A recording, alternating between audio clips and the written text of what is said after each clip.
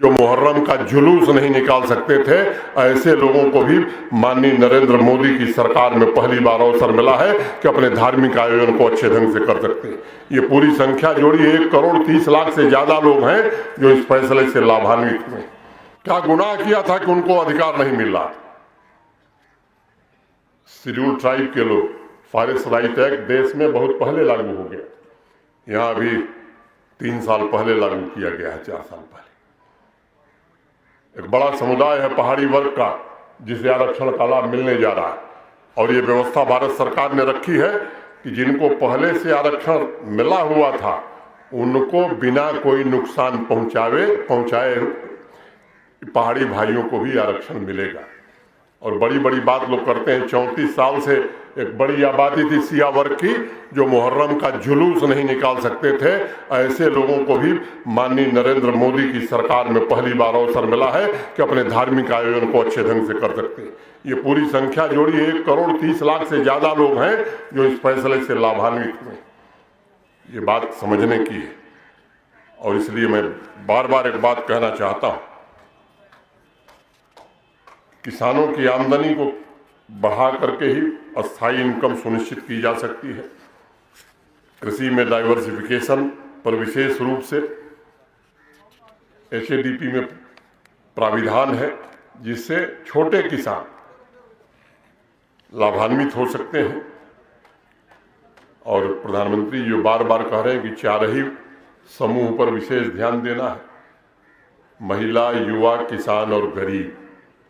मैं समझता हूं ये प्रशासन का, सरकार का दायित्व है, और खासतौर से नौजवानों से और बहनों से मैं कहना चाहता हूं, आपकी हर समस्या का समाधान और प्रगति का मार्ग माननीय प्रधानमंत्री उपलब्ध कराना चाहते हैं। एग्रीकल्चर के अलावा दूसरे क्षेत्र में भी आप उद्यम शुरू करना चाहते हैं, उसके लिए भी स्वरोजगार की अनेक योजनाएं चल रही, आप उसका जरूर लाभ उठाइए। अपने परिवार के वैभवशाली भविष्य के निर्माण के लिए आगे आइए। मुझे प्रसन्नता है कि साभा के ही रहने वाली शकुंतला देवी अभी कुछ दिन पहले नौजवानों को स्वयं आगे आकर प्रोत्साहित कर रही थी, अपना उद्यम शुरू करिए। ऐसी महिलाओं से मैं आग्रह करूंगा, ऐसी बहनों से, और भी ऐसी शकुंतला देवी साभा जिले में आगे आनी चाहिए जो विकास के प्रति आम जन के मन में एक नई जागरूकता पैदा कर सके, नई उम्मीद और नया विश्वास जगा सके। समाज में जब भी नागरिक अपनी नई पहचान बनाता है तब देश में नई गति, नई ऊर्जा का जन्म होता है। और इसलिए मेरा आग्रह है कि शकुंतला देवी, आशा रानी जैसी नारी शक्ति की जीवंत मिसाल से प्रेरणा लेकर यहाँ बैठी हमारी बहनें, हमारी बच्चियाँ, हमारे नौजवान, वो भी आगे आवे और अपने भविष्य को संवारने में अभी से जुड़ जाएं। विकसित भारत संकल्प यात्रा इस बात का भी संदेश देता है कि नए समाज की रचना के लिए नई पीढ़ी को नए सिरे से काम करना हो। पिछले 4 वर्षों में जम्मू कश्मीर में जिस व्यवस्था को विकसित करने की कोशिश की गई है उसमें महिलाओं, नौजवानों, किसानों और कमजोर वर्ग के लोगों के लिए ढेर सारी योजनाएं शुरू की गई जो उनकी आशाओं और आकांक्षाओं को पूरा करने में समर्थ है। पहले उद्यमी बनना एक बड़ा सपना था, प्रशासनिक प्रक्रिया भी तमाम अड़चने लेकर के खड़ी थी, अनेक प्रकार की बाधाएं थी, लेकिन आज समय बदल गया है। आज ऐसी व्यवस्था है कि कोई भी नागरिक अपना उद्यम, व्यापार शुरू करना चाहता है तो उसे हर प्रकार की सुविधा उपलब्ध कराने की व्यवस्था है। और इसलिए मैं बारंबार लोगों से कहता हूं, ये ऐसा मौका है जिसे हाथ से जाने मत दीजिए। अनेक पीढ़ियां ऐसे अवसरों का इंतजार करते करते गुजर गई, खप गई। माननीय प्रधानमंत्री जी के नेतृत्व में आप सभी के जीवन में एक ऐसा स्वर्णिम अवसर आया जब अमीर गरीब के बीच की खाई सदैव के लिए पाटी जा सकती, धन दौलत और परिवारों के बीच 7 दशकों की असमानता को खत्म किया जा सकता है।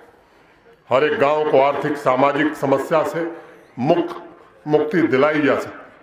प्रधानमंत्री जी की गारंटी वाली गाड़ी से हमें सुनिश्चित करना है कि आयुष्मान भारत, PM गरीब कल्याण अन्न योजना, rural livelihood mission, PM Awas Yojana, PM Vishwakarma योजना, PM किसान सम्मान निधि, किसान क्रेडिट कार्ड, पीएम पोषण अभियान, जनधन योजना, जीवन ज्योति बीमा योजना, Suraksha Bima Yojana, Atal pension Yojana, PM Pramaan, PM Svanidhi, Ujjwala, Mudra, startup India, stand up India, Ujala Yojana, इन सारी योजनाओं का 100% सैचुरेशन हो जाए। जम्मू कश्मीर में बुनियादी बदलाव के पिछले 4 वर्षों में अनेक प्रयत्न हुए।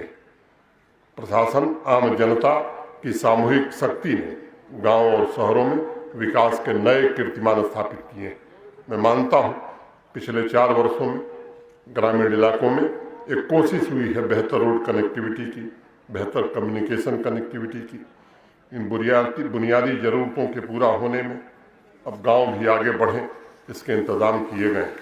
इस दृष्टिकोण से सभी गांवों को सरपंच, पंच, नागरिकों को मिलकर एक प्रतिस्पर्धा तैयार करने की आवश्यकता है। आपकी पंचायत रामगढ़ ब्लॉक में सबसे विकसित पंचायत हो, ऐसी भावना अगर हर नागरिक के मन में संकल्प के रूप में घर करती है तो निश्चित रूप से उसे पूरा किया जा सकता है। एग्रीकल्चर, हार्टिकल्चर, एलाइड एक्टिविटीज, आपका सामर्थ्य इसलिए प्रयास करने होंगे। फूड प्रोसेसिंग, एग्रीकल्चर के मूल्य वर्धित उत्पाद अपनी क्षमता से विकसित हो सके।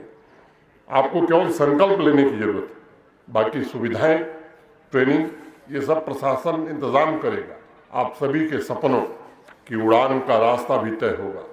आप जो स्ट्रॉबेरी उगाते हैं उसकी प्रोसेसिंग से jam, jelly, juice, ice cream, soft drink जैसे उत्पाद भी बनाए जा सकते हैं। इस दिशा में अब सोचने की जरूरत है। इस काम को नौजवान विशेष रूप से, महिलाओं के सेल्फ हेल्प ग्रुप शुरू करें, ये समय की आवश्यकता है। अनेक इस तरह की बातें मैं बता सकता हूँ, आप में से अनेक लोग जानते हैं, जिन्हें मूर्त रूप दिया जा सकता है। मित्रों, विकसित भारत संकल्प यात्रा में माननीय प्रधानमंत्री जी के 4 स्तंभों की चर्चा मैंने की। इन 4 स्तंभों तक हर योजना का लाभ पहुँचे, इसमें हम सबको मिल करके प्रयत्न करना है। डोगरी की एक कविता की एक पंक्ति है, कल हा में कल्ला मेरे साथी नी गनून अज। कल मैं अकेले था, पर आज मेरे साथियों की संख्या इतनी हो गई है कि मैं उन्हें गिन भी नहीं पा रहा। मैं आशा करता हूँ इसी भावना के साथ विकसित भारत संकल्प यात्रा में सभी मिलकर नया उत्साह पैदा करेंगे और विकसित भारत के निर्माण में हम सब योगदान देंगे। आप सब जानते हैं कि पिछले अनेक कार्यक्रमों में, चाहे आज़ादी का अमृत महोत्सव हो या मेरी माटी मेरा देश हो, ऑनलाइन सर्विसेज हो, अनेक क्षेत्रों में जम्मू कश्मीर आज देश में पहला स्थान प्राप्त किया है। मैं आपसे निवेदन करने ये आया हूँ कि विकसित भारत संकल्प यात्रा में भी क्या जम्मू कश्मीर पहला स्थान पा सकता है? क्या इस पर आप विचार कर सकते हैं? क्या इसके लिए आप काम कर सकते हैं? मेरी सबसे अपील है, मेरी सबसे प्रार्थना है, आइए मिल करके हम सब संकल्प लें, इस गति से काम करें कि जब कर्तव्य पथ पर 26 जनवरी को माननीय प्रधानमंत्री जी विकसित भारत संकल्प यात्रा का पुरस्कार दें तो उसमें भी जम्मू कश्मीर सबसे ऊपर रहे। इसके लिए हम सब मिल करके काम करें, इतना ही निवेदन करके। और केवल वही नहीं, यहाँ भी पुरस्कार घोषित होगा तो क्या सांभा जिला नंबर 1 जिला हो सकता है, डीसी साहब और डीडीसी चेयरमैन साहब, और जिले के अंदर भी क्या ये पंचायत नंबर 1 पंचायत हो सकती है? इस तरह की प्रतिस्पर्धा आने वाले दिनों में शुरू होगी। मैं पहले से ही आपको बता रहा हूँ, मैं आभारी हूँ आप सबका। मैं सभी के प्रति हृदय से कृतज्ञता ज्ञापित करते हुए, सभी बुजुर्गों को प्रणाम करते हुए, नौजवानों को शुभकामनाएं देते हुए, क्रिसमस की भी और नया वर्ष आ जाएगा 1 तारीख को, तो शायद भेंट न हो, तो नव वर्ष की हार्दिक शुभकामना देकर अपनी बात मैं पूरी करता हूँ। धन्यवाद। जय हिंद, जय भारत।